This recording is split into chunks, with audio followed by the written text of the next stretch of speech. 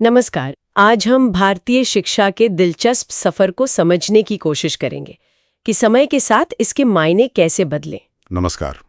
और ये सफर वाकई बहुत लंबा है, मतलब हजारों साल का। बिल्कुल। तो चलिए एकदम शुरुआत से शुरू करते हैं। हमारा पहला सवाल प्राचीन भारत से जुड़ा है। जी। प्रश्न है, प्राचीन भारत में शिक्षा का अंतिम लक्ष्य क्या था? आपके विकल्प हैं ए धनार्जन, बी सामाजिक प्रतिष्ठा, सी मुक्ति या आत्म साक्षात्कार, या फिर डी राजकीय सेवा। ये सवाल आज के समय में बहुत प्रासंगिक है और इसका सही जवाब है विकल्प सी, मुक्ति या आत्म साक्षात्कार। मुक्ति मतलब आज की तरह अच्छी नौकरी या पैसा कमाना लक्ष्य नहीं था। बिल्कुल नहीं। वो सब मतलब धन, प्रतिष्ठा, ये सब गौण माने जाते थे। प्राचीन भारतीय शिक्षा का जो मूल केंद्र था वो था आध्यात्मिक विकास। शिक्षा का परम उद्देश्य था व्यक्ति को जीवन मरण के चक्र से मुक्ति दिलाना और आत्मज्ञान प्राप्त करने में मदद करना। तो ये बाकी चीजें जैसे धन कमाना या राजकीय सेवा, इन्हें क्या माना जाता था? उन्हें ज्ञान का एक स्वाभाविक परिणाम, एक बाई प्रोडक्ट कह सकते हैं। लेकिन वो मंजिल नहीं थी। मंजिल तो खुद को जानना था। वाह, ये तो आज की सोच से एकदम अलग है। चलिए अब थोड़ा आगे बढ़ते हैं ब्रिटिश काल की तरफ। हमारा अगला प्रश्न है, भारतीय शिक्षा का महाअधिकार पत्र या मैग्ना कार्टा किसे कहा जाता है? अच्छा सवाल है। विकल्प है A Hunter commission, B Macaulay minutes, C Woods dispatch 1854 या डी सार्जेंट रिपोर्ट। इसका सही उत्तर है सी वुड्स डिस्पैच, जो 1854 में आया था। वुड्स डिस्पैच, इसे इतना बड़ा खिताब क्यों दिया गया? मतलब मैग्ना कार्टा क्यों? देखिए, इससे पहले भारत में शिक्षा बहुत बिखरी हुई थी। वुड्स डिस्पैच पहला ऐसा व्यापक दस्तावेज था जिसमें प्राइमरी स्कूल से लेकर यूनिवर्सिटी लेवल तक की शिक्षा के लिए एक पूरा सिस्टम बनाने का प्रस्ताव था। एक तरह से ये आधुनिक भारतीय शिक्षा का ब्लूप्रिंट था। अच्छा, मतलब एक संगठित प्रणाली की शुरुआत यहां से हुई।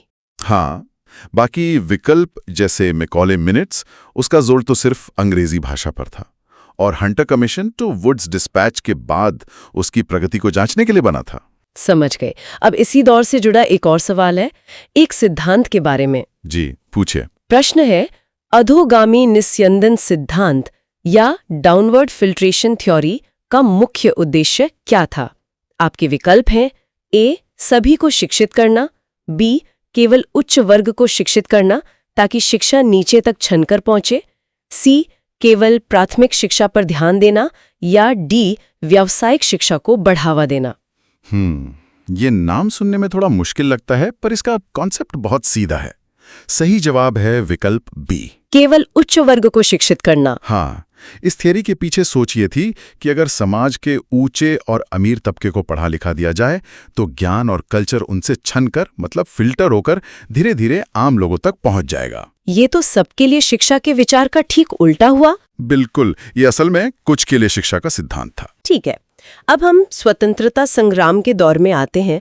अगला प्रश्न है, वर्धा स्कीम या बुनियादी शिक्षा का विचार किसने दिया था?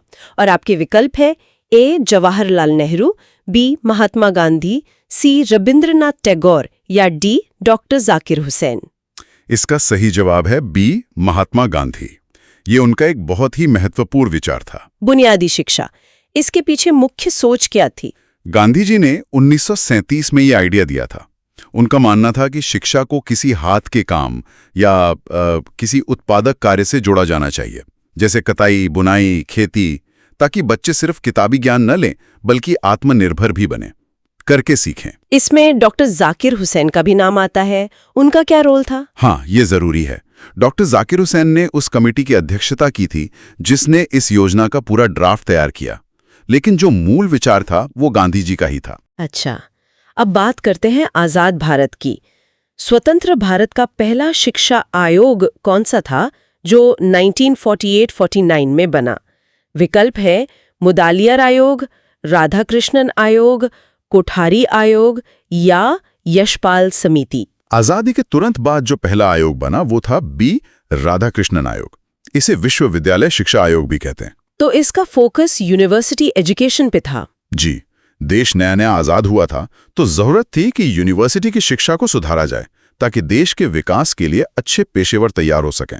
तो डॉक्टर सर्वपल्ली राधाकृष्णन की अध्यक्षता में ये आयोग बना। और बाकी आयोग जैसे मुदालियार आयोग? मुदालियार आयोग इसके बाद 1952 में आया और उसका फोकस था माध्यमिक शिक्षा यानी सेकेंडरी एजुकेशन पर। मतलब एक एक करके सिस्टम के हर हिस्से को देखा जा रहा था। बिल्कुल। इसी कड़ी में अगला सवाल है जो शायद सबसे ज्यादा जाना पहचाना है। 10+2+3 की शैक्षिक संरचना का सुझाव सबसे पहले किसने दिया था? ये आयोग जो 1964 से 66 में बना था। ये एक बहुत बड़ा बदलाव था, है ना? बहुत बड़ा। इससे पहले देश में कोई एक समान पैटर्न नहीं था। कोठारी आयोग ने ही सिफारिश की थी कि पूरे देश में एक जैसी शैक्षिक संरचना हो, 10 साल की स्कूलिंग, 2 साल की हायर सेकेंडरी और फिर 3 साल की डिग्री। और इसी ने राष्ट्रीय एकता को भी बढ़ावा दिया होगा। निश्चित रूप से। चलिए अब थोड़ा आगे बढ़ते हैं।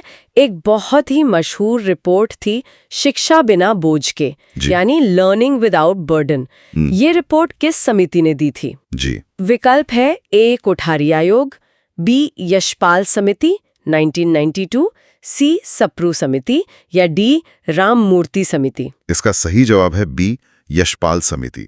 1992 में बनी थी ये। इसका नाम ही सब कुछ बता देता है, शिक्षा बिना बोझ के। हाँ, प्रोफेसर यशपाल की अध्यक्षता में ये कमेटी इसलिए बनी थी ताकि स्कूली बच्चों पर पढ़ाई की बढ़ते बोझ को कैसे कम किया जाए, इसके तरीके सुझाए जा सकें।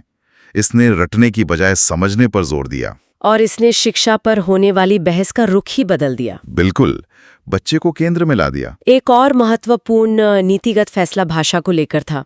तो अगला सवाल है त्रिभाषा फॉर्मूला यानी 3 लैंग्वेज फॉर्मूला किसने सुझाया था? विकल्प है ए मुदालियार आयोग, बी कोठारी आयोग, सी सार्जेंट रिपोर्ट या डी मैकॉले मिनट्स। त्रिभाषा फॉर्मूले का सुझाव भी बी कोठारी आयोग ने ही दिया था। अच्छा, ये भी कोठारी आयोग की ही देन है। जी। इसका मकसद था भाषाई सद्भाव और राष्ट्रीय एकता को बढ़ावा देना। इसे बाद में 1968 की राष्ट्रीय शिक्षा नीति में अपना लिया गया था। इसमें कौन कौन सी भाषाएं थी? इसमें था कि छात्र अपनी मातृभाषा या क्षेत्रीय भाषा पढ़ें, साथ में हिंदी या अंग्रेजी और एक और आधुनिक भारतीय भाषा। चलिए अब हम शिक्षा के कानूनी पहलू पर आते हैं। संविधान के किस अनुच्छेद के तहत शिक्षा को अब एक मौलिक अधिकार बना दिया गया है? एक ऐतिहासिक कदम था। विकल्प है ए अनुच्छेद 19A, बी अनुच्छेद 21A, सी अनुच्छेद 45 या डी अनुच्छेद 51A। सही जवाब है बी अनुच्छेद 21A। तो ये संविधान में कब जोड़ा गया? ये 2002 में 86वें संविधान संशोधन के जरिए जोड़ा गया। इसने 6 से 14 साल के सभी बच्चों के लिए मुफ्त और अनिवार्य शिक्षा को एक मौलिक अधिकार बना दिया, ठीक जीवन के अधिकार की तरह। इससे पहले ये अनुच्छेद 45 में था, है ना? हाँ, पर तब ये एक नीति निर्देशक सिद्धांत था, मतलब सरकार के लिए एक सलाह, कोई कानूनी अधिकार नहीं। और इसी अधिकार को जमीन पर उतारने के लिए RTE एक्ट आया। तो अगला सवाल उसी से है। RTE अधिनियम 2009 पूरे देश में कब लागू हुआ? बहुत जरूरी सवाल है ये। तारीखें हैं ए 15 अगस्त 2009, बी 26 जनवरी 2010, सी 1 अप्रैल 2010 या डी 2 अक्टूबर 2009। देखिए, ये एक्ट संसद में पास तो 2009 में हो गया था, लेकिन इसे लागू किया गया 1 अप्रैल 2010 से। अच्छा, तो लागू होने की तारीख 1 अप्रैल 2010 है। जी, जम्मू कश्मीर को छोड़कर उस वक्त पूरे देश में। इसी RTE एक्ट में स्कूलों के लिए कुछ नियम भी बनाए गए। तो सवाल है, RTE एक्ट के अनुसार प्राथमिक विद्यालय में छात्र शिक्षक अनुपात यानी PTR क्या होना चाहिए? जी, ये बहुत महत्वपूर्ण मानक है। विकल्प है ए 40.1, बी 30.1, सी 50.1 या डी 20.1। सही अनुपात है बी 30.1, मतलब हर 30 बच्चों पर कम से कम एक टीचर होना चाहिए, ताकि हर बच्चे पर ध्यान दिया जा सके। बिल्कुल, व्यक्तिगत ध्यान बहुत जरूरी है। RTE का एक और बहुत बड़ा प्रावधान था जो निजी स्कूलों से जुड़ा था। तो सवाल है, RTE एक्ट के तहत निजी स्कूलों में आर्थिक रूप से कमजोर वर्ग EWS के लिए कितनी सीटें आरक्षित हैं? ये एक क्रांतिकारी प्रावधान था। विकल्प है ए 10%, बी 20%, सी 25% या डी 50%। सही जवाब है सी 25%। 25%। इसका मकसद क्या था? इसका मकसद था सामाजिक समानता को बढ़ावा देना, कानून कहता है कि सभी प्राइवेट स्कूल अपनी पहली कक्षा में 25% सीटें आर्थिक रूप से कमजोर और वंचित समूहों के बच्चों के लिए रिजर्व रखेंगे। और ये एक बहुत बड़ा कदम था। हाँ, शिक्षा में समावेशिता लाने के लिए। अब कुछ संस्थानों की बात करते हैं। NCERT की स्थापना किस वर्ष हुई थी? हम सब ने इनकी किताबें पढ़ी हैं। जी बिल्कुल। विकल्प है A 1951, B 1961, C 1986 या D 2005। NCERT की स्थापना हुई थी B 1961 में।